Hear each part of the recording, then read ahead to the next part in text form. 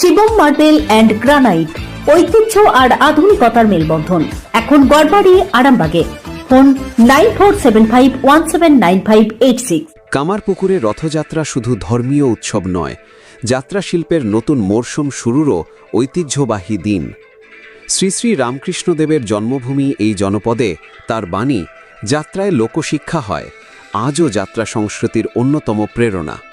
রথের দিন এলাকার প্রায় 20টি যাত্রা দল নতুন পালা, নতুন শিল্পী ও নতুন প্রযোজনার আনুষ্ঠানিক সূচনা করে।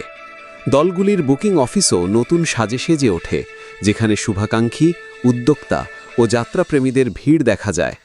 এই দিন থেকেই বিভিন্ন জেলার অনুষ্ঠানের জন্য বুকিং শুরু হয়। যাত্রা শিল্প শুধু বিনোদনের মাধ্যম নয়, অসংখ্য শিল্পী, সঙ্গীত শিল্পী, মেকআপ শিল্পী, আলো ও মঞ্চকর্মীর জীবিকার অন্যতম ভিত্তি। সময়ের সঙ্গে যাত্রার জনপ্রিয়তায় কিছুটা ভাটা পড়লেও কামারপুকুর আজও এই ঐতিহ্যকে গর্বের সঙ্গে বহন করে চলেছে। তাই রথযাত্রার দিন এখানে শুধু রথের চাকা নয়, যাত্রা শিল্পের নতুন পথচলাও শুরু হয়, যা এলাকার সংস্কৃতি ও ঐতিহ্যের এক অনন্য পরিচয় বহন করে। কামারপুকুরে রথযাত্রা মালিক এই বছর আমাদের যাত্রা করোনার পর থেকে একটা ফাটা পড়েছিল, তারপরে করোনার পর থেকে এখন খুব ভালো যাত্রা হচ্ছে। আমার গত বছর 217 নাইট ব্যবসা হচ্ছে, এই বছর আশা করি ভালো ব্যবসা হবে। এইভাবে আমি এগোচ্ছি এবং আমার পুকুরে টপ জল করেছি, সুপার জল করেছি, এইগুলো আমার বক্তব্য। একেবারেই মিনি চিতপুর রামকৃষ্ণদেবের মাটি, যেখানে লোক শিক্ষে হয় কথা বলেছিলেন ঠাকুর, সেখানে দাঁড়িয়ে মিনি চিতপুরের যাত্রার যে রমরমা একটা ব্যাপার ছিল, সেখান থেকে দাঁড়িয়ে কি মনে হয় যে কিছুটা ভাটা পড়েছে? না, ভাটা আমাদের এখনো পর্যন্ত আমার এবং খুব ভালো রমরম করছে। কামারপুকুরের বুকে কতগুলো দল আছে? কামারপুকুরের মধ্যে দল রয়েছে 15-16টা দল রয়েছে। 15-16টা দল রয়েছে। এর আগের বছর আপনারা 200+ নাইট করেছেন। হ্যাঁ, 217 নাইট করি। এই বছর কীরকম হবে? এই বছরও আমি 220-25 নাইট করি। মানে আপনার কি বুকিং শুরু হয়ে গেছে? আজকে বুকিং করেছেন? আপনার নাম? আমার নাম সঞ্জয় মণ্ডল। খাঁটি সোনা, সেরা ডিজাইন, বিয়ের সাজে গোল্ডেন শাইন। স্বপ্ন ছোঁয়া প্রতিটা ক্ষণ। ন্যাশনাল জুয়েলারি, সবার আপন। ন্যাশনাল জুয়েলারি, আরামবাগ থানার বিপরীতে, আরামবাগ, হুগলি। সব থেকে ভালো হতো যে আমরা যেখানে যাত্রা করতে যাই, কমিটিদের ওনারা তো পুজোয় ব্যস্ত থাকেন, যাওয়ার পরে দল ঢোকার পরে যে 2 ঘন্টা, 2.5 ঘন্টা, 3 ঘন্টা দাঁড়িয়ে থাকতে হয় গাড়ির মধ্যেই গরমে, এটা তো একটা প্রচুর কষ্ট। তারপরে যদি বা মানে ডাকার পর ওনারা আসেন, বাসার প্রবলেম, ম্যানেজার বাসা এখানে ওখানে সেখানে, হ্যাঁ, কেউ বলছে দেবো না। যারাই যাত্রা করাচ্ছে কমিটির লোকেরা, গ্রামে কারো কাছে বাসা চাইতে গেলে যে থাকতে দিতে হবে, মানুষগুলো গেছে তাদেরকে থাকতে দিতে হবে, না না না না, আমার ঘরে দেওয়া যাবে না, দিতে পারবো না, আমার ঘরে কুটুম এসেছে, দিতে পারবো না। কিন্তু আমি যেটা ভাবি, আমাদেরকে আহ্বান করে নিয়ে গেছে মানে আমরাও কুটুম, আমরা কথাটা পান না, না ওটা পাই না, আমরা একদম পাই না। আবার কিছু কিছু প্যান্ডেল আছে মানে আগে থেকে রেডি করে রাখে, কিছু কিছু প্যান্ডেল আছে তারা আগে থেকে সব রেডি করে রাখে, দিদি আসুন বসুন, এই সব রেডি করে দেয়, আর গেলি কেউ মুড়ি ধরে দিচ্ছে, যা যেটা যেমন। বেশিরভাগ আমরা কষ্টতেই থাকি।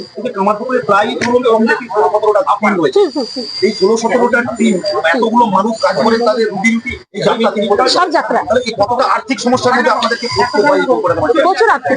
প্রচুর আর্থিক সমস্যা। কেন বলছি, আমাদের তো যাত্রা ছাড়া আমরা কিছু করতে পারবো না।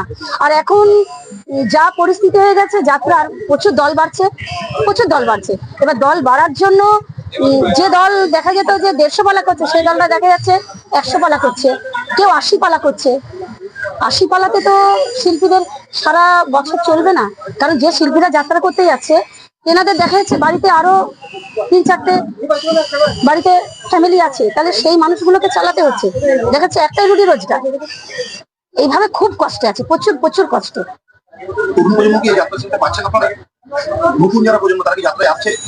নতুন প্রজন্ম আমাদের কামারপুকুরে টুকটাক আসছে, কিন্তু কলকাতাতে বেশি আসছে। কিন্তু আসলেও কি হচ্ছে, যাত্রা কি আর আছে? এখন তো সব মানে এই সিনেমা সিরিয়াল করে করে যাত্রাটাও সিনেমা সিরিয়াল হয়ে গেছে। তবে আমি যেটা কলকাতা মেদিনীপুরে এতদিন যাত্রা করেছি, করার পরে আমি কামারপুকুরে যেটা এসে দেখলাম, আমার কামারপুকুরে কিন্তু যাত্রার আঙ্গিকটা এখনো রয়ে গেছে, যাত্রার আঙ্গিকটা আছে। এখন কি ঠাকুর রামকৃষ্ণদেব এবং যাত্রা একটা সম্পর্ক, সেই সম্পর্কের মেলবন্ধন? হ্যাঁ, কিছুটা আছে, কারণ আমরা তো বাবা রামকৃষ্ণ দেবের কাছেই আছি। কামারপুকুর মানে যাত্রার যতগুলো টিম আছে সবকটা টিমই বাবা রামকৃষ্ণ দেবের কাছে আছে। তো আমরা তো প্রত্যেক বছর একটা করে সব দলই আমাদের বাবা রামকৃষ্ণের ওখানে যাত্রা করে। তবে কামারপুকুরে কিন্তু যাত্রার মানে যেটা যাত্রার একটা ঘরোয়ানা সেটা কিন্তু আছে। কিন্তু আমি কলকাতাতেও গেছি, করেছি, তার যাত্রার সেটা নাই। একটা যাত্রা যাত্রা করে যে পারিশ্রমিক পান তাদের কি চলে যায়? আমি আমার কথাই বলছি, আমার দুটো ডাক্তার চলে, আমি সারা মাসে 22,000 টাকার ওষুধ খাই। লোককে বললে ভাবে যে গল্প করছে, কিন্তু আমার সঙ্গে যারা কাজ করেছে বা করছে করবে তারা কিন্তু সবাই জানে যে আমার কত ওষুধ লাগে, কিন্তু আমার চলে না, কিন্তু আমাকে চালাতে হয়।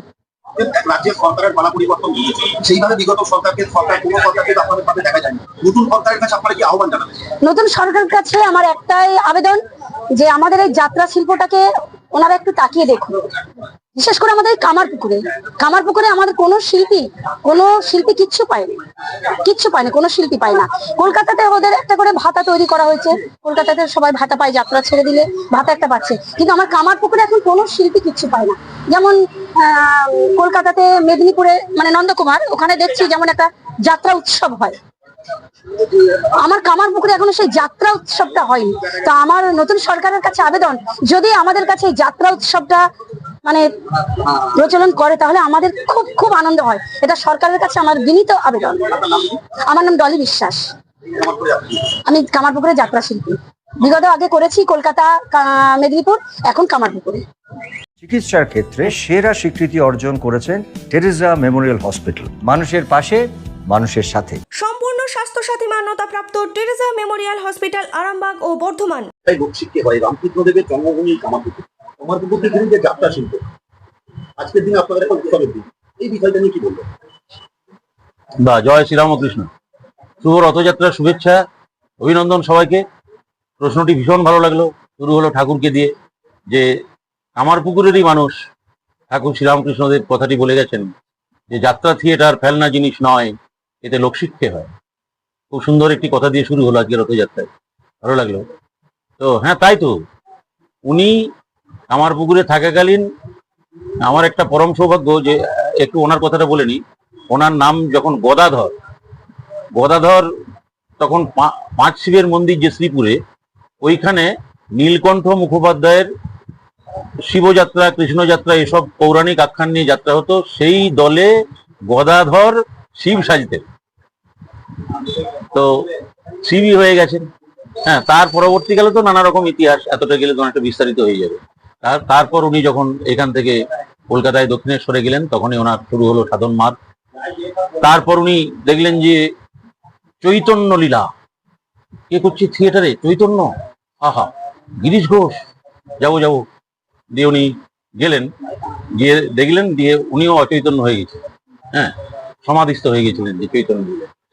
সেইখানে দাঁড়িয়ে তখন গিরিশ ঘোষ প্রচন্ড মদ্যপান করে ঢুকছেন, ঢুকে বলছে, ঠাকুর আপনি আমার ছেলে হয়ে জন্মান। বলছে, দুঃশালা, তুই বামুন, আমি বামুন, তুই গায়ের, তুই ছেলে হলো, যাক চলে যাবে। এই সেন্টিমেন্টাল ইস্যু হলো। তারপরে একটা সময় চৈতন্য আসার পর বলছি যে আমি জ্ঞানহীন, গুণহীন, চরিত্রহীন মাতা, আমি বাংলার অবহেলিত, আত্মীয় পরিজনের পরিত্যক্ত, বন্ধু বান্ধবদের অবহেলিত সব নটনটিদের নিয়ে থিয়েটার গুলো করেছি। আপনি পদধূলি দিয়ে ধন্য করলেন, আর আমি এত অকৃতজ্ঞ, এত বেঈমান যে আপনাকে আমি তাড়িয়ে দিলাম, এর বললেন। তারপরে উনি বলছেন যে তোমরা তো ভালো কাজ করছো, তোমরা সাধনা করছো, যাত্রা থিয়েটার ফেলনা জিনিস নয়, এতে লোকশিক্ষা হয়। এটাই হচ্ছে, একটু বিস্তারিত বললাম। হ্যাঁ, এই যে যাত্রা এবং রামকৃষ্ণদেব, কোথাও গিয়ে তো আমরা ধন্য যে তার জন্মস্থানে দাঁড়িয়ে আপনারা এই শিল্পের সাধনাটা করেন। হ্যাঁ, হ্যাঁ, হ্যাঁ। এই সাধনাটা করতে গিয়ে কি কি অসুবিধার মধ্যে পড়ছে? অসুবিধা প্রচুর, প্রচুর প্রতিকূলতা আমাদের। যেমন বলি যে আমরাও এখানে ভালো প্রোডাকশন যেটা বলা হয়, ঠিক পাত্রপাত্রী নিয়ে। এখন আমি যেটা আমি কোনো নিন্দাবাদের জায়গায় যাচ্ছি না, আমার একটু খেদোক্তি যে কলকাতা বা নন্দকুমার ইত্যাদিতে যেখানে যেখানে যাত্রার পিঠ আছে, যে যাত্রার স্থান আছে, সেইখানে কলকাতার দলগুলো এখন দেখা যাচ্ছে যে 70, 75 80-90 কিংবা 1 লাখ এরকম একটা ব্যাপার। তো সেখানে দেখবেন বাঁশি কর্নেট নেই, বেহালা নেই, আর বাঁশিও নেই। আমাদের এই ইকোনমিক্যাল কন্ডিশনে, এই ইকোনমিক্সে দাঁড়িয়ে আমরা এভারেজ হয়তো 18-20 হাজার টাকা পাই। সেখানেও আমাদের একটা অর্গান বাজে, একটা তবলা বাজে, জুড়ি থাকে। তাহলে কলকাতাও কি তাই? ওদেরও একটি অর্গান, একটি তবলা কেন হয়? কনসার্ট কোথায় হারিয়ে গেল যাত্রা? এগুলো শুনতে গিয়ে পীড়িত করে। আমি বিনীতভাবেই বলছি, মার্জনা করবেন আমাকে, আমি এই সমালোচনাটা করলাম যে এত, তাহলে তো 40 হাজার টাকা মুনাফা হচ্ছে। আমাদের ঠাকুরের এটাই আশীর্বাদ যে আমরা মুনাফা করি না, মানে there is no sacrifice, no. মোবাইলে ছবি তুলছে বা আমি যখন ওই বামাখ্যাপা কিংবা রামকৃষ্ণ ইত্যাদি করে বেরিয়ে আসি, তারা এসে বলছে হ্যাঁ, কেউ বলছে কাকুকে বলছে দাদু একটা ছবি তুলবো, তোমাদের কি ভালো লাগছে যাত্রা? বলছে হ্যাঁ, এই তোমাদের মতন যাত্রাটা ভালো লাগছে। আর যেগুলো ওই যে আমি যার বাকি বলছি ওই যে সব নাচছে ইয়ে করছে, বলছে ওরকম পোশাক, ওদের চেয়ে আমাদের ভালো পোশাক আছে। মনে হয় বিষয়টা এরকম, তার মানে তাদের এইগুলো ভালো লাগছে। কামারপুকুরের দলের যাত্রা পৌরাণিক বা আপনার আধ্যাত্মিক যাত্রা, কোথাও কখনো গিয়ে আপনাকে সাধক মামাখ্যাপা, কখনো বা রামকৃষ্ণ এই রূপে কিন্তু এই এলাকার মানুষ আপনাকে দেখতে অভ্যস্ত। মঞ্চ থেকে নামার পরে যখন আপনাকে সেই মামা বলে প্রণাম করতে আসে, ঘুরে আসেন আবেগে, এই মুহূর্তটা কেমন লাগে? আবেগ ঘন মুখ, ওটা তো ভালোই লাগে, কিন্তু আমার বুকটা দূর দূর করে এইভাবে যে আমি তো আর যে নই, আমি সভ্য রেখে মেকআপটা হয়তো করে আছি। ওনাদের আবেগকে তো ওইটাই, ওনাদের আবেগকে আমি সম্মান জানাই। আমি ঠিক প্রণাম টনাম নিয়ে এরকম মনে হয় না তো, কারণ তখন আমি সভ্যরাজি মঞ্চ থেকে নেমে গেছি, মানে সভ্যরাজি হয়ে গেছি। সরকারের এই যে নতুন একটা পশ্চিমবঙ্গের সরকার পরিবর্তন করেছে, সরকারের কাছে কি আহ্বান, কি আবেদন করবে? হ্যাঁ, সরকারের যে আবেদন, যেন এই যে বিভিন্ন যে সরকারি মেলা টেলাগুলো হয় বা সরকারি অনুদানে যেগুলো হয়, সেগুলো আপনারা একটু বলুন না। মানে কি করছে, একটু বাজেটটা ব্যাপার পেলেই কি করছে তারা, ওই সব বিগ বাজেটের দলগুলোকে এনে হাজির করে দিচ্ছে। এটা আমাদের একটা যন্ত্রণা আছে। আমাদের জায়গাগুলোকে একটু দেখতে বলবেন দয়া করে, যে আপনাদের আঞ্চলিক দল যেখানে আছে সেখানে আগে খবরটা নেই। এটা আবেদন আর কি সরকারের কাছে। বর্তমানে মিনি চিতপুরের অবস্থা কি? বর্তমানে মিনি চিতপুরের অবস্থা বলতে গেলে ভীষণ রুগ্ন। মানে কোনো রকম ধুক ধুক করছে আর কি।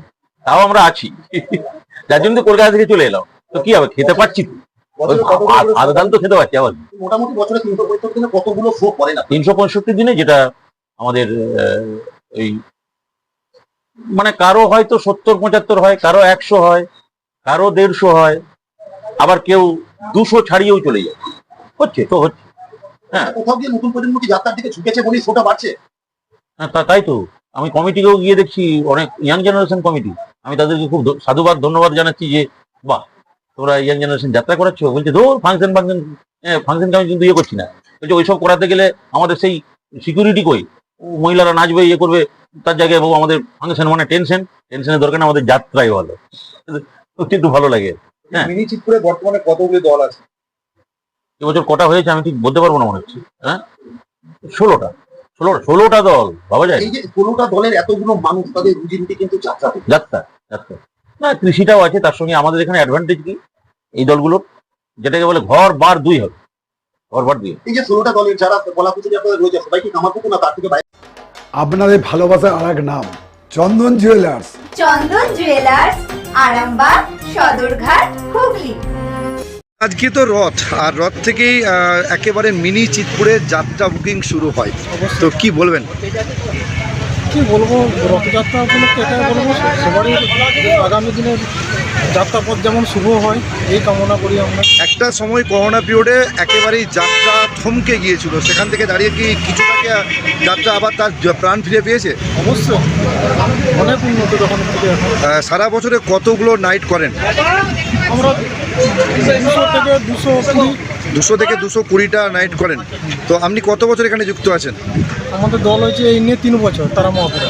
আচ্ছা, এই কামারপুকুর মিনি চিতপুরে কতগুলো যাত্রা দল আছে? আপনার নাম? মনোজ মন্ডল। কি বুক করলেন? হ্যাঁ, বুক করলাম। কোথায় এসেছেন এটা? আমরা কামারপুকুর, এদের নিজস্ব অফিস। কামারপুকুরকে একটা সময় বলা হতো মিনি চিতপুর। সেখানে প্রচুর লোক সমাগম হয়। এই যাত্রা কি আজ থেকেই শুধু বুকিং শুরু হয়? হ্যাঁ, আজ থেকেই বুকিং।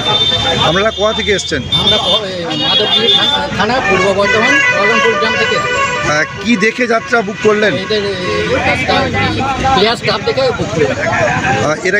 এর আগে কি এদের যাত্রা করিয়েছেন? হ্যাঁ। কেমন যাত্রা হয়? ভালো হয়েছে। রামকৃষ্ণদেব বলতেন যে যাত্রা থিয়েটারে লোক শিক্ষা হয়, আর সেখানে রামকৃষ্ণদেবের মাটিতেই মিনি চিতপুরে যাত্রা বুক করলেন, কি বলবেন? খুব ভালো লাগছে। এই দাদা আমাদের পলন প্রোগ্রামে অনেকবার গেছেন, আবার দাদাকে দেখেই করেছে। আপনার নাম? আমার নাম নিমাই চন্দ্র খান।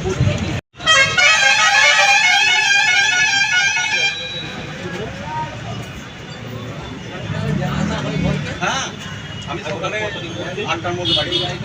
হ্যাঁ, আমি 8টার মধ্যে বাড়ি। নাইট ডিউটি করি।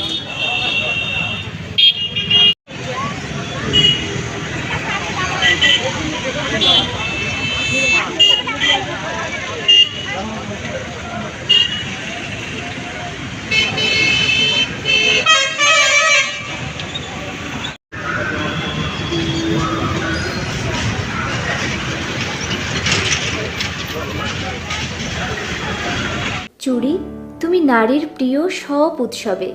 বাউটি, বালা, চূড়, মান্তাসা দেখলাম মন ভরে।